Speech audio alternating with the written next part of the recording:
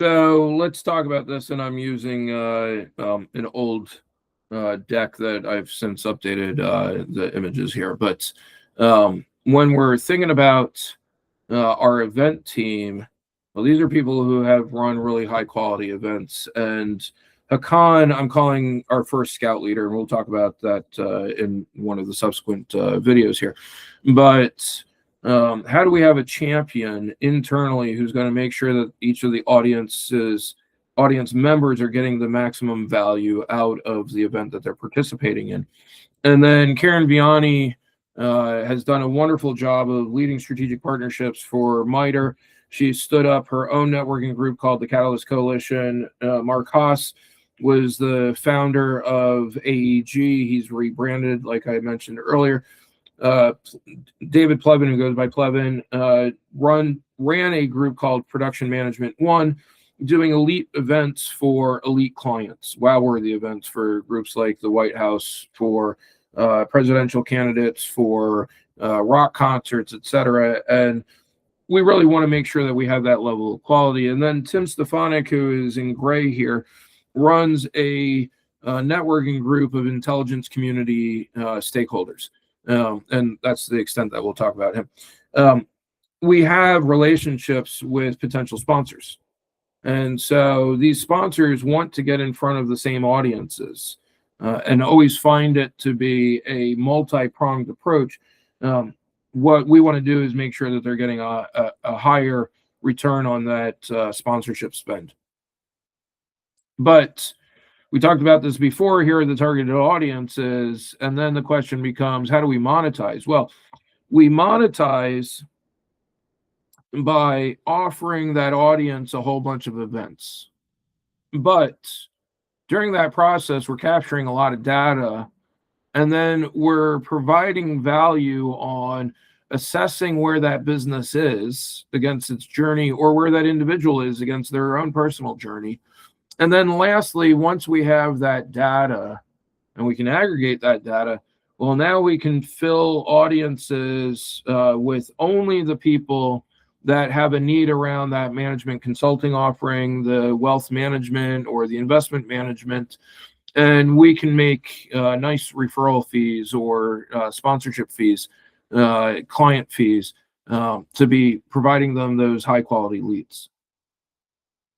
So when we think about management consulting, when Brandon worked for me at Ongoing Operations, he really stood out as somebody who had the understanding of how to do consultative sales.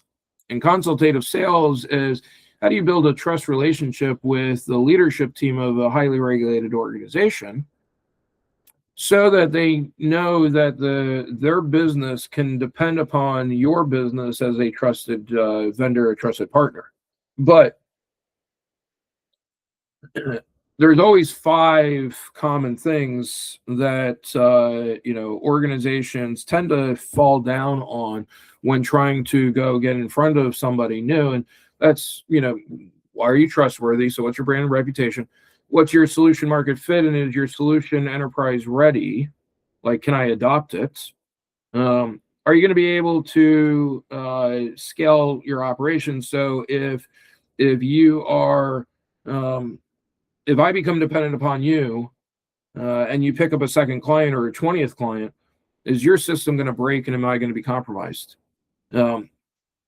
How do you show me that you de-risk the threats to your operations and thereby de-risk the threats to my operations? And then lastly, and just very importantly here, do you have access to the people that you need to have access to? And what we can do in this situation is matchmake between the stakeholders who have need and the stakeholders who are offering a service, and build out a program that says, hey, look, we're not going to hard pressure you into a conversation. We understand that your business is at this stage, or your organization has this requirement. We want to teach you the why. If you want to then engage in the how, buy our tools, buy our services, come to our premium events, well, great, and we welcome you there. Similarly,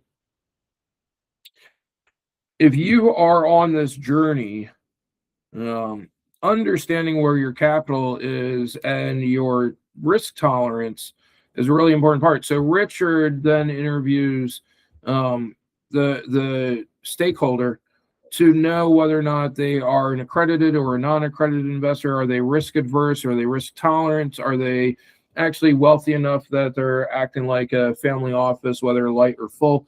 And when we know who they are, we can sort them and say, okay, Matt Miller is great for the non-accredited or the risk-adverse accredited investor. Raphael Williamson at UBS is great for the family offices, whatever their size. And then our various risk-tolerant accredited investors are going through a venture management program that is putting them in front of multiple different types of fund managers who are going to have different methodologies and different styles. And our audiences are going to be able to get the research that they need, get the opportunities that they need to go, yeah, that strategy is one that I feel comfortable with. I'd like to learn a lot more about that. And then lastly, in our monetization strategy, well, I've been in the investment space of private companies for 22 years, and they fall into three categories: ventures, professional services, related real estate. On each one of those technology domains, and Greg Pepis with Elliptical Ventures, which he's rebranding as Out of Bounds Ventures. He's an elite expert who comes from InQtel, has worked as a tech scout for many organizations, including AWS.